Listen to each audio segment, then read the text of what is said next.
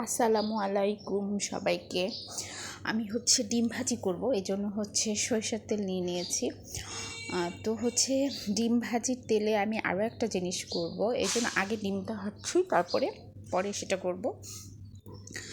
তো আমি সকালবেলা প্রায় দেখা যায় যে আমরা ভাতই খাই, বেশিরভাগ সময় ভাত খাই, 2-1 সময় রুটি করি।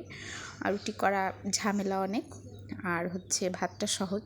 যাই হোক, তো আমার ডিম ভাজি করা হয়ে গিয়েছে। এখন আমি এই ডিমের কড়াইতেই আলু ভর্তা করব। তাহলে হবে কি, ডিমের যে ফ্লেভারটা, ডিম ভাজির যে ফ্লেভারটা, ওইটা আলু ভর্তার মধ্যে চলে আসবে। আপনারা সবাই জানেন ডিম ভাজি ফ্লেভারটা অনেক ভাল লাগে, খেতে ভাল লাগে, এটার ফ্লেভারটা অনেক সুন্দর। তো আমি সেই ডিমের তেলেই শুকনো মরিচ দিয়ে দিলাম, আর একটু পেঁয়াজ দিয়ে দিলাম, কারণ পেঁয়াজটা একটু ভেজে নিলে যেটা হবে, আলু ভর্তাটা নষ্ট হয়ে যাবে না। অনেক সময় ফ্রিজে রাখা ছাড়াও অনেক সময় থাকবে, আর অনেক সময় দেখা যায় যে কাঁচা পেঁয়াজ দিলে পরে ফ্রিজে রাখলেও অনেক সময় নষ্ট হয়ে যায়, একটু ভেজে নিলে পরে আর নষ্ট হয় না, ভালো থাকে অনেক সময়। তো এটা আসলে একটা টিপস দিয়ে দিলাম আপনাদেরকে, আলু ভর্তা নষ্ট না হওয়ার।